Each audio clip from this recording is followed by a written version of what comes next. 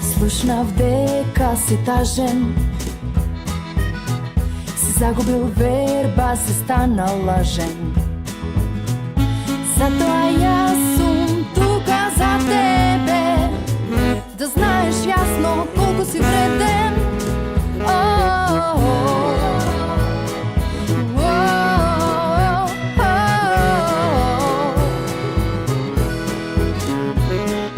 Среќа и љубов во секој човек, за подобар свет во овој наш век.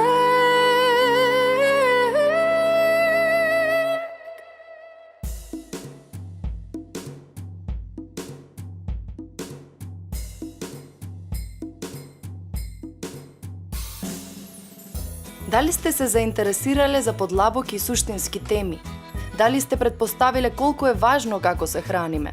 Дали спортувате, пеете, танцувате? Дали се запрашувате како да си го направите животот посреќен? Дали сте ја започнале потрагата по себе си? Емисијата која ќе ви даде идеи и мотивација, која ќе ве разбуди и насочи по патот на вистинските вредности. Тоа е новото кул и младите веќе го живеат. Бидете своји, пронајдете се, следејќи ја новата емисија исполнета со среќа. Со љубов, Стефанија.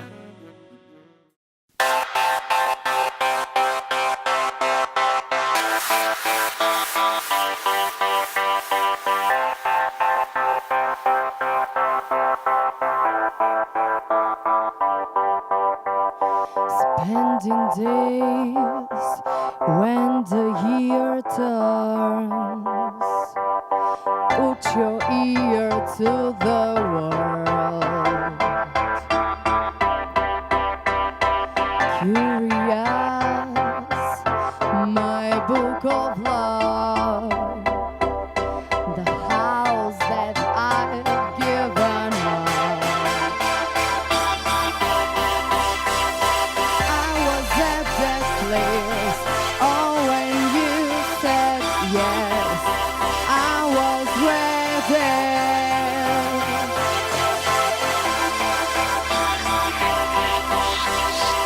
I was at that place, oh, when you said yes, I was ready.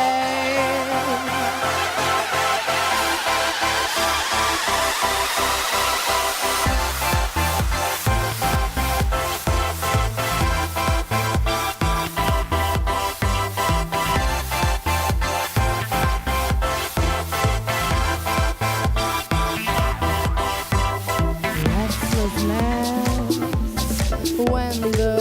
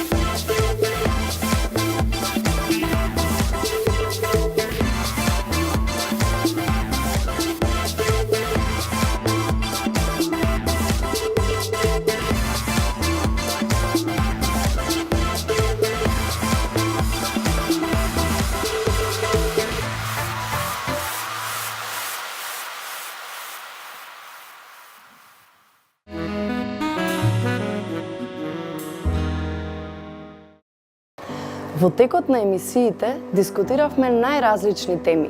Доста голем акцент ставивме на спортот, за да го поттикне нашиот темперамент и да не научи да дадеме почит на нашето здравје. Но во оваа емисија ќе опфатиме една тема која сметам дека е коренот на една нација и дека е алатка за изразување на народот, односно уметноста и културата. Тие го оформија мојот светоглед, дадоа смисла на моето творење и ме поврзаа со личност која виртуозно создава дела. Тие дела гласно говорат и зборуваат јасно кои се потребите на народот и на личноста пред се. Моја денешна гостинка е уникатната и специфична режисерка, сопственичка на првиот приватен театар со сопствен простор, интимен театар. Тоа е нашата најмила Софија Ристевска.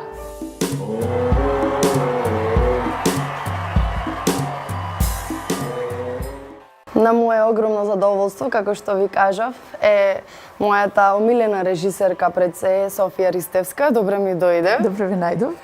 Многу интересно е ова издание, што двете не сме многу навикнати во ваква форма да сме моментално како што сме, но јас како што напомена во претходните емисии, ги викам во мојата емисија луѓето кои ме инспирираат или луѓето кои вложиле многу во наша соработка и наш сооднос. А таков лик е Софија Ристевска, која всушност препозна нешто силно во мене и создадовме една многу добра релација. Па, Софија, сакам да се представиш која е всушност Софија, ме интересира со твои зборови да се опишеш. Ние те знаеме како најмилката, но сакам ти да кажеш со твои зборови како се доживуваш. Стефи, фала ти најмила прво што ме покани во твојата емисија. Твоето учество во мојот интимен театар во последниве 2 години е многу силно, многу моќно и јас многу се радвам што се пронајдовме.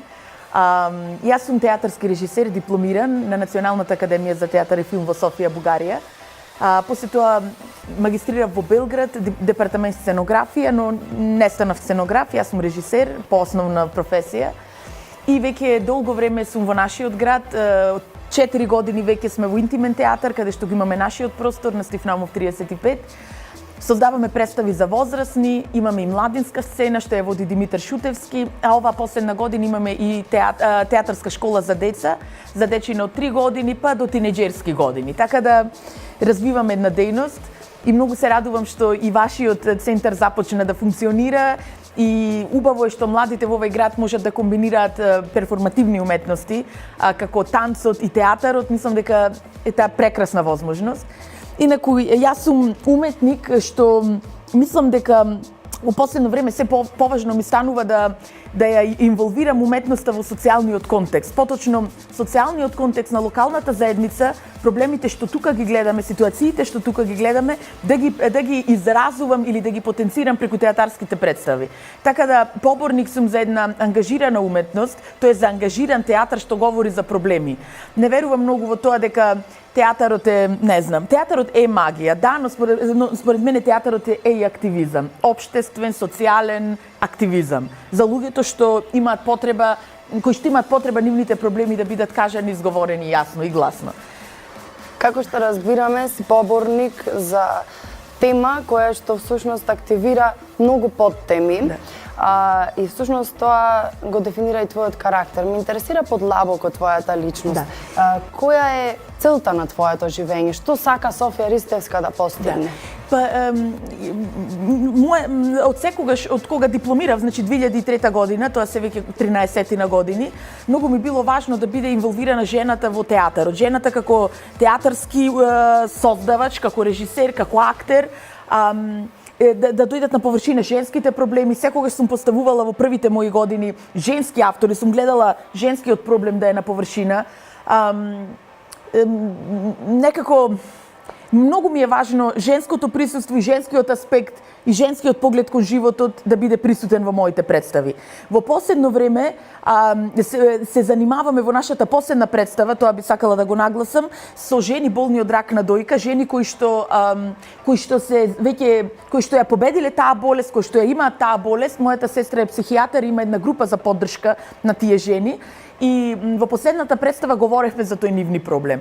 И како што оди времето, се повеќе мислам дека дека натуршчици, луѓе со конкретни проблеми, значи тие жени кога би дошли на сцена и би говореле за своите проблеми, мислам дека представата би била многу помоќна отколку ние актерите и режисерите да ги прераскажуваме тие проблеми. Така да во последно време се повеќе сум поборник за тој така наречен документарен театар, театар што содржи конкретен проблем што се разгледува на сцена, изговорен од натуршчици, луѓе, нормални луѓе што се директно поврзани со проблемот, директно допрени од проблемот, така да во последно време тоа е некоја така моја смисла. Идејата е ова лето, затоа што мојата школа престана да работи за летото, почнувам од септември, идејата е со овие жени да почнам нов проект. За сега не најдовме финансирање, но и без разлика на тоа што не најдовме финансирање, сакам да ги соберам и да почнеме да ја правиме таа тотално документарна представа со луѓе што не се театарски инволвирани. Дури би сакала да ги погледнеме тие луѓе, да им дадеме нови уменија, на пример да можат да танцуваат, да можат не знам да пеат, да ги видиме како ќе пеат, како ќе танцуваат, како ќе говорат, значи сите тие актерски способности, но направени од луѓе што имаат конкретен проблем. Така да тоа ми е последно време така во фокусот. Ете. Како што разбирам и всушност самата тема на оваа емисија е дека инволвираноста на личностите кои се занимаваат со театар е всушност поврзана со нивните цели и мисли кои ги имаат. Како што разбирам во твојот случај е всушност сите проблеми кои ти ги забележуваш во општеството, ти ги манифестираш на тој начин што ги представуваш на сцена. Кажи ми, која е историјата всушност на твоите театарски представи? Прво на интимен театар, а потоа ќе се вратиме малку и поназад. Значи, кога јас дипломирав 2003, можам да кажам дека 5 или 6 години работев во институционални театри, баш на тој некој репертуарен принцип. Значи, јас сум режисер, земам драмско дело и го поставувам делото. Многу блиску до тој така наречен литературен театар, каде драматургијата буквално се поставува на сцена и нема некоја дистанца, и од оваа перспектива не ми е обилен тој период од моето творештво. И понатаму веќе многу активно патував во Германија, гледав германски представи, многу активно го следев Битев фестивалот во Белград, каде што пак гостуваа германски представи и од германците научив што значи да бидеш навистина режисер. Тоа е интерпретација на текстот или вадење на проблемот на површина.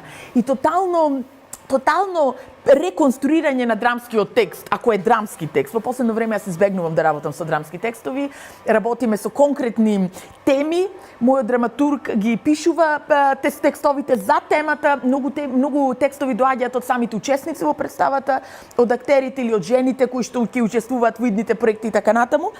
Така да последните, можам да речам, 5 години од кога го имам интимен театар, навистина се бавам со деконструкција на драмскиот текст и вадење на проблемот на површина и тотално моделирање и манипулирање на театарот и театарските изразни средства спрема моите желби и потреби. За моје задоволство и за моето изговарање на она што сакам да го изговорам. Така да од 2003 сум дипломирана, пак кажувам, првите 5 години работев во институционални, јас и до ден денес работам во институционални театри, но не поставувам драмски текстови. Напоменеме каде работиш моментално исто така. Така, значи во моментов сум во интимен театар, но инаку сум вработена во Велешки театар. Таму сум направила една представа досега. Во Велешки театар, кој што еден во моментов од најубавите згради ги има во државата, тотално е нов театарот, има технички услови прекрасни. Инаку сум работела во многу театри, во Прилеп, Битола, Охрид, уште кога не беше театар, во Тетово сум работела неколку представи, во независни продукции. Куманово, Штип, во Албанскиот театар во Скопје. Така да доста институции така сум поминала и тоа е интересен начин на работа, но институцијата има своји правила на игра. Институцијата се интересира од продуктот. Значи, режисерот мора да е занаетчија, уметник, занаетчија и психолог за да може да работи со сите тие нива на институцијата за да може да се добие конкретен продукт. Но во интимен театар, пак кажувам од 2013 октомври го имам интимен театар, работиме сосема поинаку, работиме лабораторно, работиме онака како што спрема мои некои параметри. Значи прво се опипува теренот, проблемите се многу важни, темите кои што го засегаат локалното живење, мојата локална заедница. Нормално и на некое повисоко ниво, но локалната заедница, она за што сакаме ние да проговориме, темата се бележи, од тука се создаваат текстовите и од тука одиме кон реализација. Многу често во нашите представи користиме танц и самата Стефи, знаеш како, да, прво те повикавме за кореограф, па потоа остана кај нас и како актер и сите тие функции прекрасно ги извршуваше и ти и нашиот долгогодишен соработник Кире Миладиновски, исто кореограф.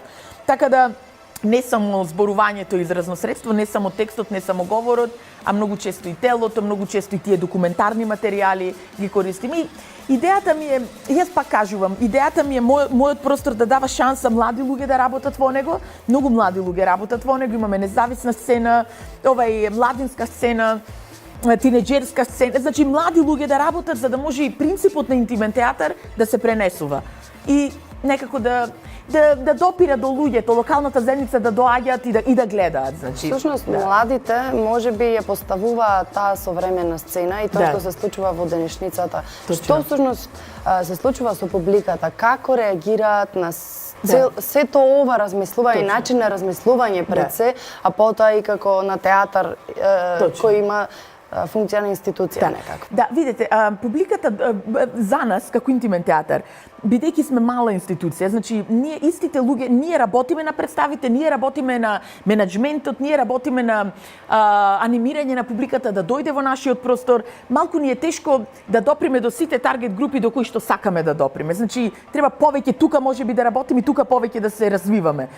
Кога ќе се натераат луѓето да влезат во нашиот театар, луѓето се исклучително задоволни или барем благорасположени, да гледаат конкретна тема, да дискутираат на темата, после представи се водат дискусии за она што се погледнало, но пак кажувам на малите театарски групи како интимен театар, независни театарски групи, малку им е потешко да допрат до таргет групите заради немање на толку голем инструмент. Државниот театар има цел департамент, маркетинг, менеджмент и услуги, продажба на билети. Значи малку полесно допира до таргет групите. Ние точно преку младите луѓе и благодарение на сите тие луѓе што работат во интимен, како младинската сцена и така натаму, се обидуваме повеќе да допираме до луѓето.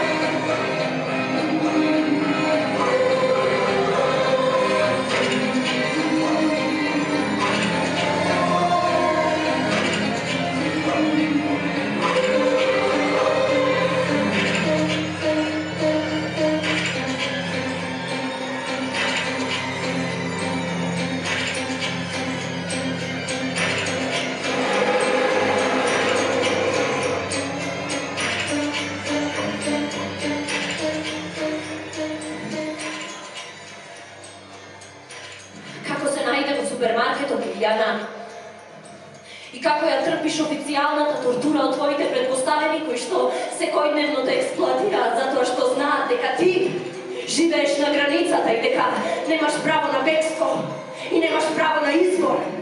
И знаат дека си смртливо биолошко ѓубре од небитливиот дел на Европа и бараат од тебе да работиш секој ден, по многу часови на ден и да живееш меѓу рафтовите и да останеш невидлива затоа што видлив е само капиталот. И ти живееш без идеја за среќа и без идеја за љубов и без идеја за правда и без идеја за социјална заштита и без пензиско осигурување и без здравствена заштита и без топол дом и без право на избор и без образование и без љубов и без Во интимен театар всушност доаѓаат луѓе или публика кои се интересираат на вистина за уметноста и културата. Но како сметаш дека треба да се допре до пошироката маса? До пошироката. Стефи, јас мислам дека прво продуктите треба да се добри. Кога се добри, има од збор на збор, тој систем, значи од уста на уста пренесување на информација. Сум забележала дека кога во представите учествуваат повеќе натуршчици, значи луѓе од обичниот народ, заради секс причини учествуваат во представата. доаѓа многу повеќе публика, бидејќи народот е заинтересиран да гледа некој од своите редови, од своето окружување на сцена. Тогаш имаме доста публика. Например, посебно конкретната господја што учествува во представата Скршената стомна болна од рак на дојка, имаше 30 луѓе публика само неа да ја гледаат. Значи, но и кога имаме актери, исто имаме публика, но треба да рекламираме. Што би рекло, да рекламираме преку телевизии, што го правиме, социјалните мрежи, што го правиме. Сега треба повеќе на терен да се активираме. Ние тука многу често соработуваме со господја Танче Бегајовска, која што долги години беше директор на департаментот продажба на билети во Битолски театар, ни помага за да доприме до пошироката, но треба на терен да излегуваме повеќе. Да рекламираме, да одиме во фирми, не, значи мачно е продавањето на театарот. Затоа што за жал ние живееме во моментот во една таква средина и такво капиталистичко општество каде што културата навистина за жал не име на прво ниво на луѓето. За жал, не знам дали е народот беден или незаинтересиран или нељубопитен, не секој има потреба да дојде еднаш во месецот на културен настан. Сега тоа треба да го будиме, да го едуцираме, а луѓето што доаѓаат, значи имаме може, не знам, околу по моја некоја груба преценка имаме некои 500 луѓе што доаѓаат сами на театар, но сега тоа се колку 5-6 представи на пример. Сега после тоа мораме многу активно да агитираме. И тоа е малку напорно. Мислам напорно, тешко е, значи, не е лесно. И затоа кога доаѓаат луѓето и на пример 150 денари карта или 100 денари им е многу, значи нас тие пари да се многу важни. Да, ценење на самиот театар. Апсолутно. И секој ден билет е важен, бидејќи од тие билети потоа ги финансираме уметниците, нели плаќаме такси нормално и значи парите што ги земаме многу ретко остануваат за интимен, циркулираат понатаму. Нешто што сега се сетив е интересно да го споменеме дека често овој тип на професии, тоест уметничките професии не се сериозно сватени. Не сметаат дека ние нешто или си танцуваме, или си пееме, или нешто се играат, се глумат таму, не го сваќаат сериозно, не ги сваќаат всушност темите кои ги допираме ние длабоко. Не го сваќаат театарот како еден јавен психолошки момент. Што сметаш дека треба да се превземе? Стефи вака, во последните неколку години постои една таква мерка, не знам дали сум ти кажала генерално, Министерството за култура дозволува, има таков конкурс, секој уметник кој што е слободен уметник, независен како тебе, јас доскоро бев независен уметник, веќе 2 години сум во Велешки, но значи како тебе и многу други уметници што живеат од своите хонорари, значи дозволува такво нешто, регистрираш фирма, како што имаш ти своја фирма и можеш да конкурираш и Министерството за култура плаќа пензиско и здравствено на конкретниот независен уметник. Што би рекло, некако си вработен како независен уметник, значи државата ти го покрива пензиското и здравственото, своите хонорари ти живееш. Значи тоа е една форма на професионализација на независните уметници. Она што ти го кажува, значи кај нас гледаат на нас како да сме непрофесионалци или како да не треба да живееме од тоа што го правиме, ние треба да живееме и живееме од она што го правиме, нели?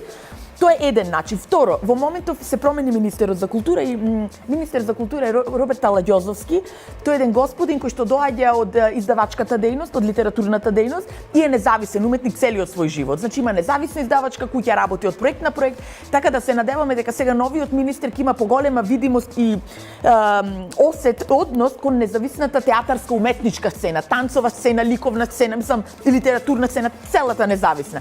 И сега ако ние како независни уметници добиваме грантови, тука е тој момент. Значи ако ние имаме грантови, ако ти имаш свој центар кој што го финансираш самостојно и ако државата или општината ти даде грант, бидејќи Стефанија веќе инвестирала, Софија инвестирала, едиси кој инвестирал, тогаш веќе е подруго. Нештата стануваат попрофесионални. Имајќи повеќе грантови, повеќе финанси, нашите колеги во Европа така живеат, по тој начин. Значи, многу е тешко од уметноста е, Стефи, дисциплина што е многу елитарна. Дури и Молиер, кој што бил автор, нели, во 17 век, пишувал за кралевите, живеел по дворците, имал мецена. Значи, уметноста мора да има еден дел каде што има мецена, значи инвестиција, значи грантови, значи финансирање на независната уметничка сцена. Официјалната уметничка сцена, државните институции се сите финансирани од државата. Значи, затоа функционираат. Ако треба да функционираат од билети, не верувам дека во таков голем маштаб, во таков голем обем би функционирале. Значи пак велам, треба повеќе грантови, општината, локалната заедница мора да има повеќе слух за независните уметници, посебно за оние што инвестирали, имаат своји простори, своји галерии, своји танцови студија, своји театри, значи да им се дава грантови кои што ќе ги помагаат уметникот во најмала рака да им се плаќа кирија и не знам режимски трошоци во најмала рака, за да може хонорарите од своите школи, од своите представи да остануваат за уметниците, не? Првото, второ, на државно ниво исто така грантови за независната културна сцена. Повеќе проекти, повисоки проекти. Интимен театар досега во интерес на вистината добивал грантови од државата, но кога би биле тие грантови повисоки, значи грантот е точно колку да продуцираш една театарска представа и луѓето да добијат некаков скромен хонорар. Нели? Малку повисоки хонорари да можеме да плаќаме, би било поинаку. Колку интимен театар патува? Патува. Сравнително доста во рамките на државата. Сме биле на доста фестивали, сме биле на МОД, сме биле на прво па женско, фестивалот што го организира една организација од Скопје, на Лице без маски, на АКТО, фестивалот на Филип Јовановски. Сме биле на повеќе, на Охридско лето, на Битфест сме биле. Дали планирате интернационални контакти со работа? Планираме, Стефи, но пак е врзано со финанси. Значи има толку многу шанси за патување. Но во најмала рака, значи ти мора да најдеш начин да стигнеш до фестивалот. Дури и да ти дадат хонорар таму, бидејќи хонорарот што го дава фестивалот е за хонорар на луѓето, нели? За да се стигне до тоа пак треба грант. Пак треба општината да има чуваемост, значи не да се носи, не знам, Хариџиновиќ на и ракометно, а тие пари да се доделат на реалните уметници што творат во локалната заедница. Се надевам дека ова наше гласно говорење ќе пробуди некои нормално. заспани заспани мисли, Точно. но да се надеваме дека ќе биде тоа за скоро, Точно. но во секој случај наше е да продолжиме да твориме во секој случај, затоа што нас единствена мисија ни е да го будиме пред се народот. Да. Сега тие грантови се всушност наша мотивација понатамошна. Точно, тоа зборуваме точно за тоа сега во моментов во независната театарска, уметничка сцена целокупно на државно ниво се буди таа дискусија како професионалниот независен уметник без разлика од која дисциплина да биде професионализиран, значи да се знае дека Стефанија, Софија, било кој, значи има некаков барем за гарантиран доход. Стефи, тоа е многу важно. А како би го имале, пак кажувам, грантови. Значи германците имаат грантови. И нивните артисти независни дури не прават ни толку квалитетни дела. Се што сум погледнала во Германија од независни артисти, многу често има сомнителен квалитет, но тој е артист. Значи тој добива грант и тој добива здравствени пензијско и тој, значи артист е еквивалентен член на општеството како и секоја друга професија. Може би за тоа повеќе треба да се бориме. И локалната заедница мора повеќе да инвестира во локалната културна сцена. Колку многу проблеми имаме. Јасно е што се случува веќе долго време, сите знаеме што се случува, но зошто Софија остана во Битола? Што се случи со Софија и што е тоа толку силно што ја држи тука? Па можеби од кога го добивме просторот, значи до пред 2013 јас многу патував, значи не на големи дестинации, но до Белград и Софија сигурно. Во Софија јас дипломирав, имам и некој мал стан, значи имам линкови врски што ме држат. Но во последно време кога човек добива простор, знаеш и по себе, веќе стануваат работите поозбилни, веќе има репертоар на куќата. Но зошто Битола? Што е? Затоа што сепак ова локална заедница е важна за мене. Јас сум тука родена и тука пораснати овие луѓе и мислам дека толку многу луѓето веќе емигрираат, што ако емигрираме и ние, некој треба да остане овде, затоа што овие луѓе се важни. Сите овие луѓе што некои од нив се на работ на екзистенцијата, но се важни. Ние треба да се бориме да биде нивниот квалитет на живот подобар. Мислам дека е важно да останеме. Мислам дека веќе е демоде до негде. Мислам, и ги разбирам луѓето што заминуваат. Навистина, значи некои заминуваат ради немање на работа, некои ради X причини, најчесто финансиски причини. Но мислам дека е важно некои да остане. Ето, ние сме тие. Точно така. Како да им пренесеме на младите, всушност да се мотивираат да започнат да творат и да ја сваќаат сериозно оваа работа како работа?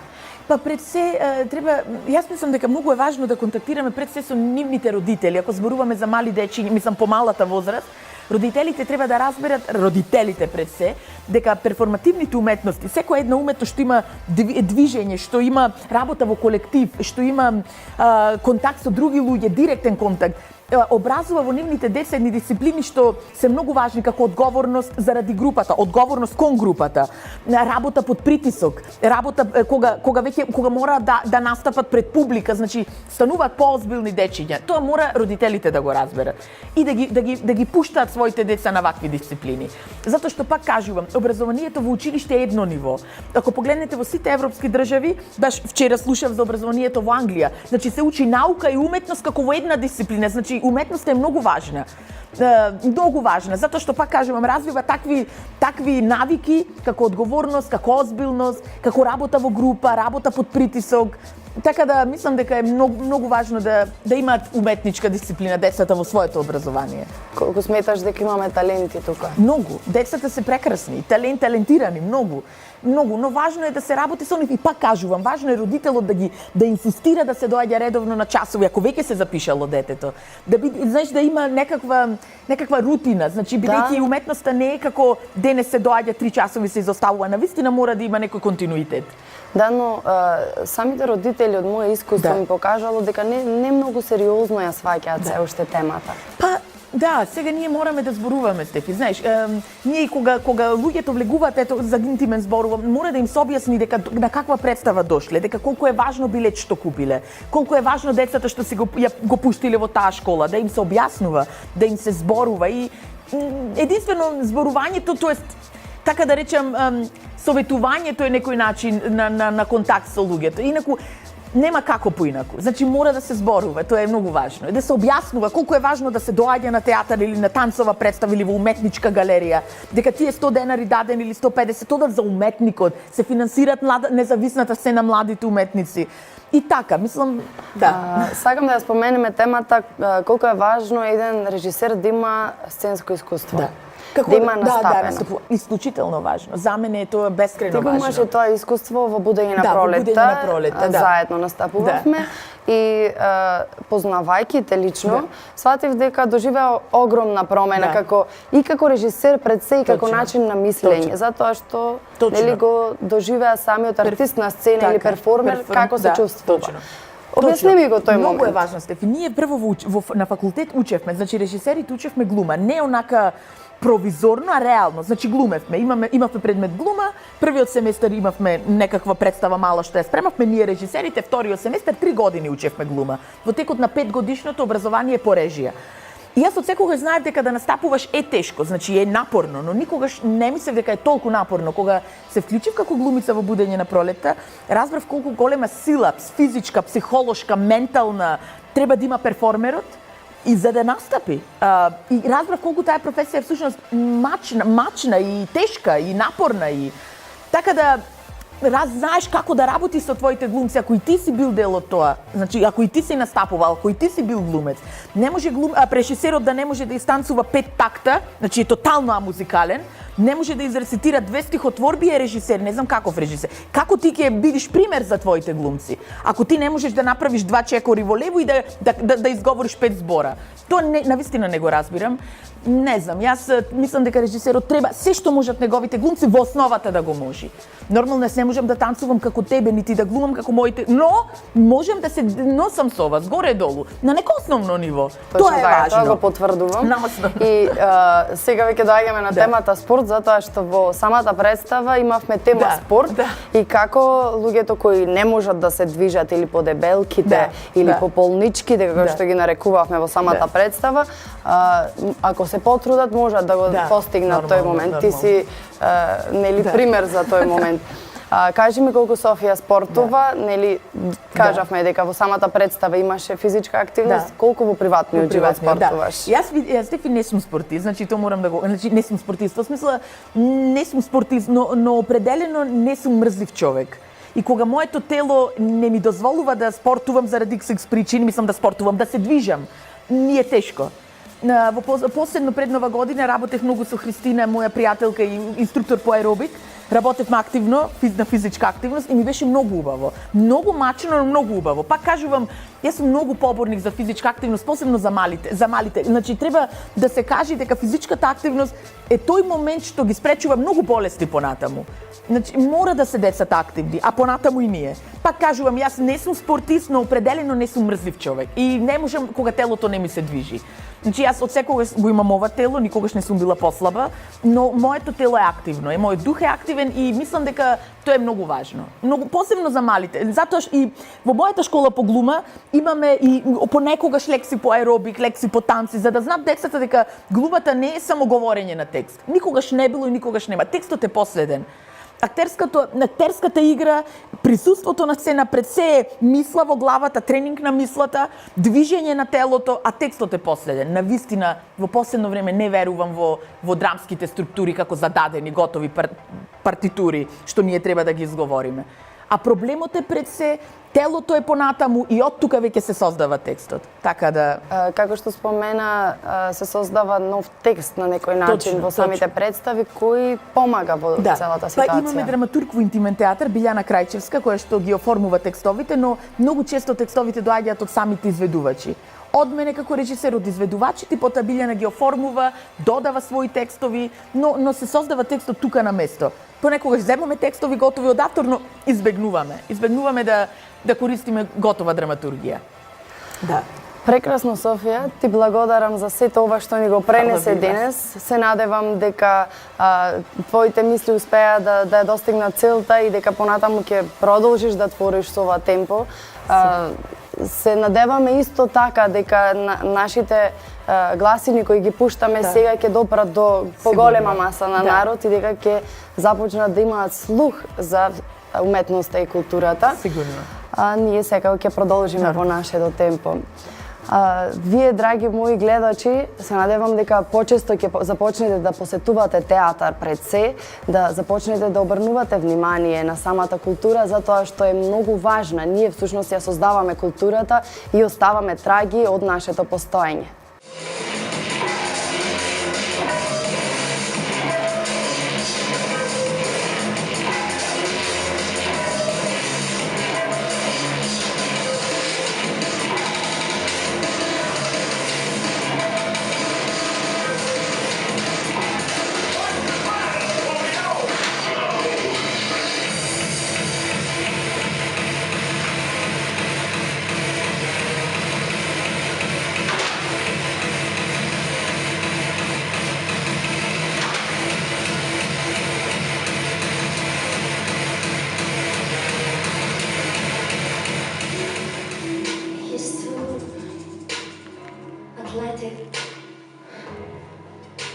He's too young.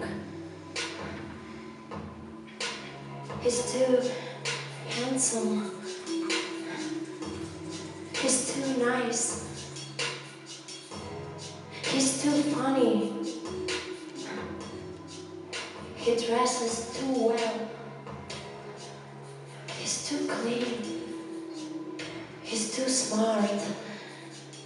He's too careful. He's too religious. He's too popular. I've known him my whole life. He couldn't have.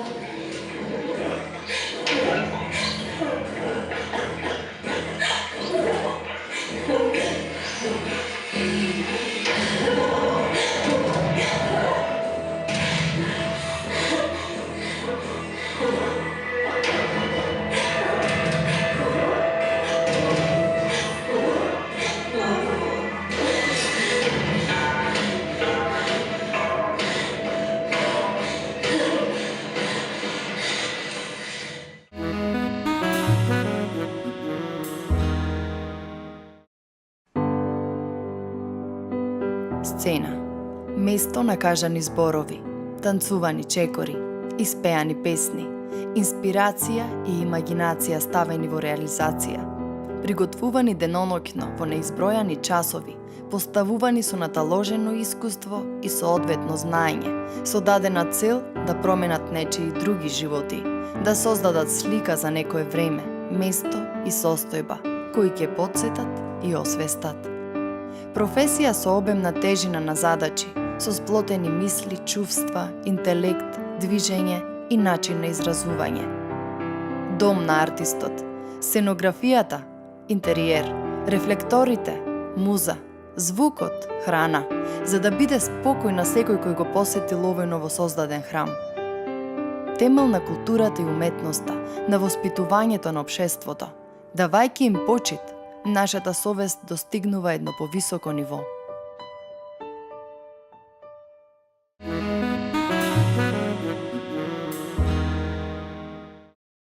Денешна тема е детоксификација, односно тема која ни е многу потребна во летниот период, најмногу. Ние денес со Елена си направивме една интересна комбинација. Едната комбинација ни е со краставица и макдонос, другата Другата комбинација е диви шумски јаготки со свежо нане, домашно. И третата комбинација ни е лимон, портокал и ѓумбир. Ајде да им пренесеме на гледачите зошто всушност детоксификацијата е доста важна за нашиот организам. Прво да спомнеме дека баш се овие продукти, односно детокс вода јас ја викам, кои што се најдобри за овој летен период што следува за детоксификација, прочистување. Баш затоа намерно ја наметнуваме детоксификацијата во овој дел. Џабе би зборувале за здравието доколку не споменеме детоксификацијата. Значи ние не можеме да превземеме никакви промени во исхраната или да направиме да одредиме нов стил на живот доколку претходно не направиме прочистување, односно детоксификација на нашиот организам. Бидејќи со тоа се осигура правилен проток на животната енергија. И сега вака подетално ќе објаснам. Во телото постојат 4 канали за отстранување на токсините, отрови, односно отровите од нашето тело. Тоа се кожата, бубрезите, цревата и белите дробови. Да појаснеме, значи вака, за кожата. Кожата, токсините, преку кожата токсините ги отстрануваме со потењето. Значи, ние треба да го стимулираме нашето тело повеќе да ги исфрла токсините, односно да предизвикуваме потење. Преку физичката активност и конзумирање на многу алкална храна, односно свежа храна која прави во нашиот организам алкална средина. Подоцна ќе објаснеме кои се тие баш алкални продукти, како да се направи тоа. Второто, бубрезите. Бубрезите се филтри за да се прочистуваат, да ја прочистат нашата крв, односно токсините ги сврламе преку мокрачата. Битна работа е, значи, да внесуваме продукти во исхраната кои што ќе го поттикнат мокрењето. Значи, подобро да се сврлуваат токсините преку мокрењето. И подоцна ќе објаснам зошто и кои се тие намирници. Цревата, многу е битно цревата да бидат во потполно чиста, безпрекорна состојба, бидејќи секој наталажување на нечистоти, храна која што е непотребна за нашиот организам, нели таму се таложи, секој наталожување на таквата храна прави буквално запушување на цревата и оневозможува апсорбција на хранливите материи. Значи, за хранливите материи да се добро апсорбирани, многу е важно нашите црева да се чисти, празни, да ги одржуваме во добра состојба. Како се прави тоа? Се прави со вклучување во исхраната, во нашата исхрана да вклучиме многу намирници кои што содржат растителни влакна, односно зеленолиснатите производи, зеленолиснатиот зеленчук. Токму затоа тука го имаме и нането, го имаме ѓумбирот, имаме краставицата.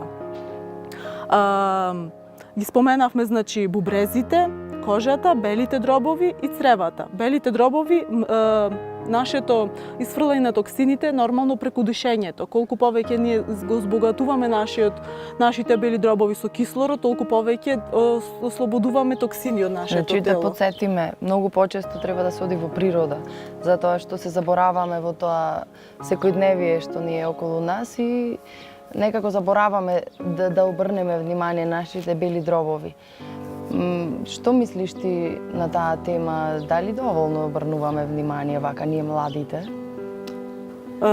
Некако повеќе си имат подигнато свеста на темата природа. Веќе почнаа да планинарат, да пешачат. Се сложувам.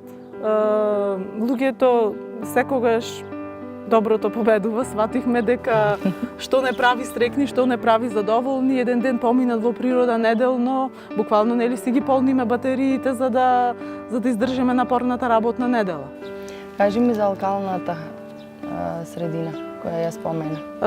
Значи, алкалната средина, односно базна средина која што треба да му ја дадеме на нашиот организам за правилно да функционира, доаѓа токму преку овие свежи намирници.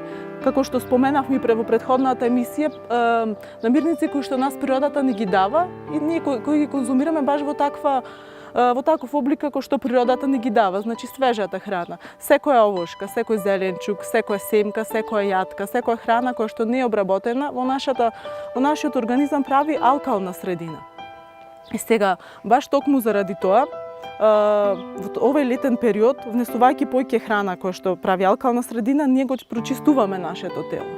Ова е како додаток баш овие детокс водички кои што си ги пиеме. Дали има некакво одредено правило како треба да ги комбинираме намирниците или тоа може да биде наш избор?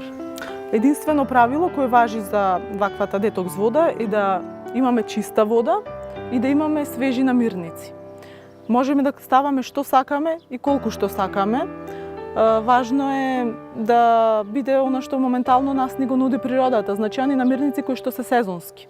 Ете, баш во ова можеме видиме нането, е токму собрано од мојата градина, јаготките се шумски, собрани од дихово, краставицата се уште моментално ја немаме во градините, ама на пазарот постои како таква и одлична за рехидратација на нашето тело.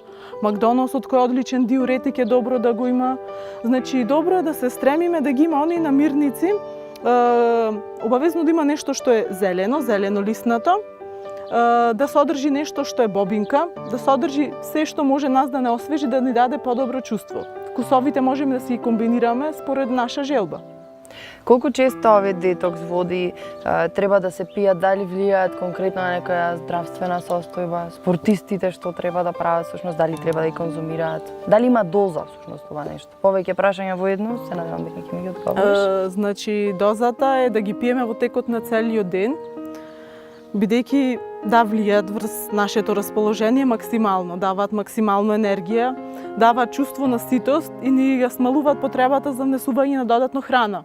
Значи во овие топли денови нас не ни е потребно многу храна, ни треба добра енергија за да функционираме во текот на ден. Ме изненадува вкусот на краставица колку добар е и колку освежува. Не е солено како што можеби луѓето си мислат дека е. Напротив, многу освежувачки. Кажи ми некои други комбинации интересни, дај некоја идеја, што може друго? Ајде ќе кажам некоја моја комбинација што ја се обожувам. За утринско будење, во водичката ставаме кесичка зелен чај. Значи не мора го вариме чајот како чај, зелен чај ставаме малце ѓумбир, ставаме јас од моите малинки си имам во дворот, малце малинки, малце ѓумбир и тоа ми е некоја топ комбинација. Други се сите добри комбинации кои што содржат ѓумбир. Ѓумбирот дава чувство на максимална енергија и раздвиженост, иако во летото малку поспано се осеќаме од топлите денови. Комбинацијата на ѓумбир и некој цитрусен плод како што е лимонот, портокалот се одлични. Јас ги користам за пеењето многу сите овие цитрусови, исто ѓумбирот. Ѓумбир, портокал и лимон комбинација. Са и мед кога има потреба додавам, само не во ваква состојба и многу ми е интересно дека всушност се може да се комбинира.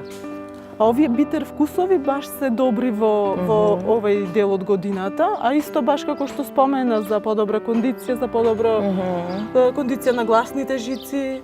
Сите овие идеи кои ви ги дадовме во текот на оваа емисија, се надевам дека ќе започнете да ги применувате и ќе започнете да си го негувате своето здравје, а јас и Елена ќе си наздравиме и ќе си продолжиме да си уживаме во сите овие комбинации што си ги приготвивме денес.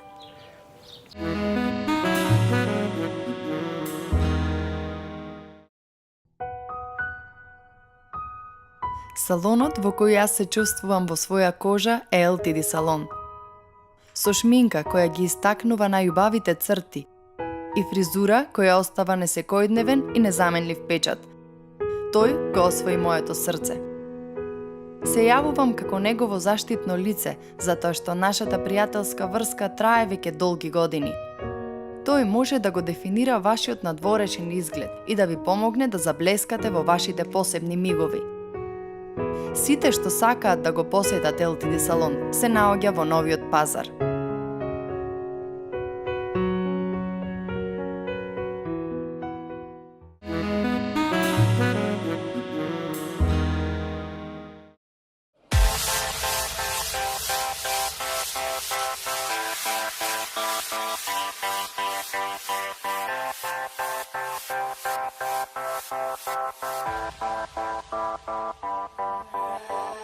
Spending days as the year turns. Put your ear to the wall. Curious, my book of love. The house that I have given up. I was at that place, so when you said yes, I was ready.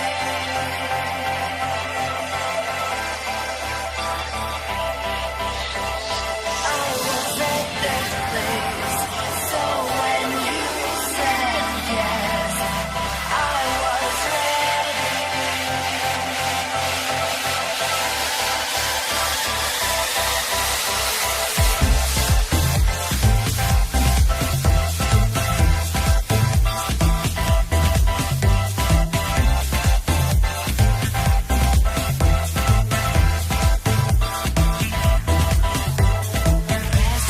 Restlessness when the weather breaks.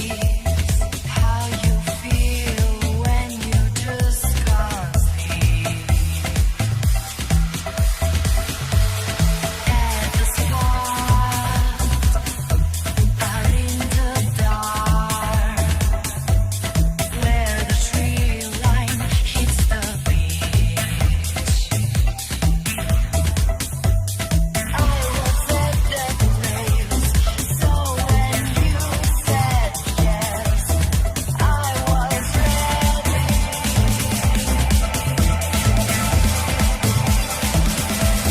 was at that place, so when you said yes, I was ready.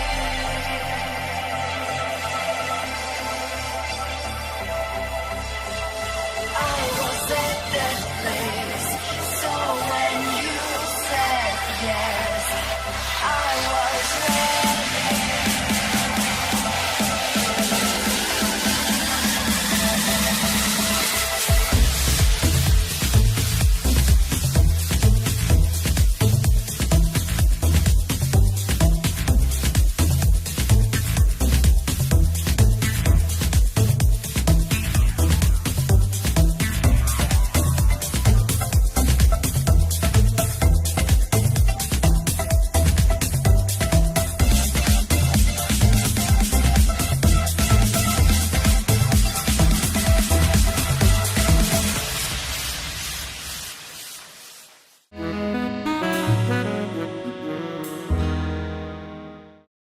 Да одиме се почесто во театар, да ја истражуваме уметноста, да стануваме се полюбопитни, за да им дозволиме на уметничките дела длабоко да ја допрат нашата душа и да ни помогнат или да не поттикнат во донесувањето на одлуки.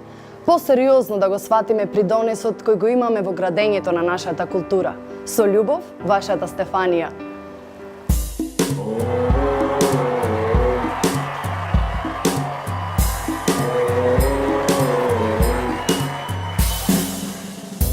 Слушнав дека си тажен,